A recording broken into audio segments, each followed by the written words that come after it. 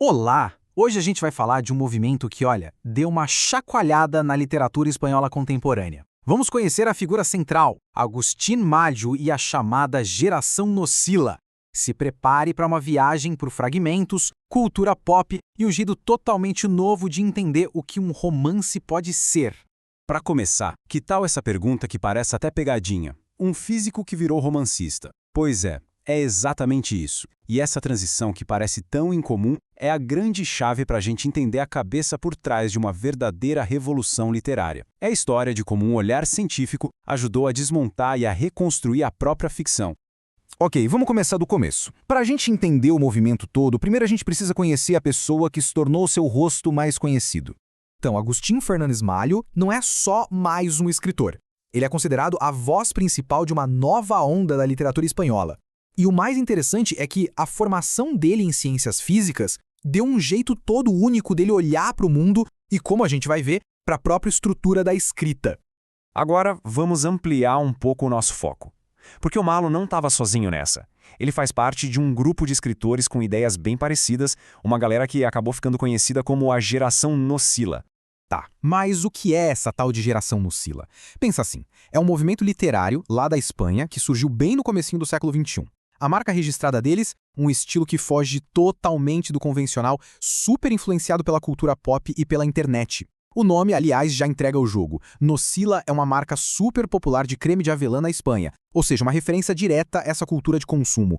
E como esse estilo funciona na prática? Bom, os autores usam fragmentos de tudo que se possa imaginar. Pedaços de filmes, de propagandas, de artigos científicos, da Wikipédia. As histórias não são retinhas, sabe? São todas quebradas, fragmentadas, bem parecido com a nossa experiência de ficar pulando de link em link na internet. A influência dos blogs é super clara e eles adoram embaralhar as fronteiras entre o que é ficção e o que é realidade.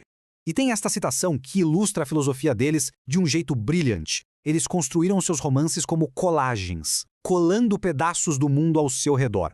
A ideia não é inventar um mundo do zero, mas sim reorganizar, dar um novo significado para os pedaços do mundo que já existem. E essa ideia de colagem não surgiu do nada, né? Ela tem raízes bem mais profundas, num movimento cultural e filosófico muito maior. Vamos entender como tudo isso se conecta com o pós-modernismo. Para sacar a Geração Nocila, ajuda muito a gente olhar para esse contraste aqui. De um lado, o modernismo, que buscava aquelas verdades universais, acreditava no progresso e tinha uma voz de autor bem forte, bem clara. Já o pós-modernismo é mais cético com essas grandes verdades.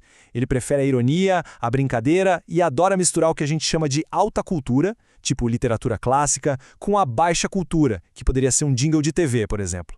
A Nocila se encaixa perfeitamente aqui. Então, a grande sacada aqui é este conceito de texto colado. A literatura deixa de ser vista como aquela criação original, pura, sabe? E passa a ser entendida como uma montagem, uma colagem de materiais culturais que já estão por aí. O autor se torna uma espécie de curador, quase um DJ de informações. Certo, mas e daí? Qual é o impacto disso tudo? Por que esse movimento ainda é importante hoje? Vamos dar uma olhada no seu legado e na sua relevância.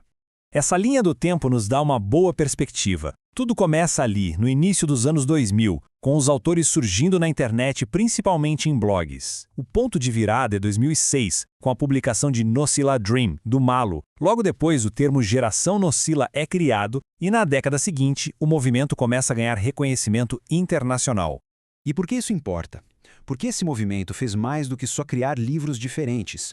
Ele desafiou a própria definição do que um romance pode ser. Ele refletiu, na sua forma e no seu conteúdo, a nova realidade em que vivemos. Uma realidade saturada de informação, fragmentada e conectada pela internet. Isso nos leva à pergunta final, uma que resume o coração desse movimento e nos convida a refletir. Com todos os textos, imagens e sons que nos cercam o tempo todo, será que toda a criação hoje em dia não é, de certa forma, uma colagem? A literatura é colagem? Uma ideia para se pensar.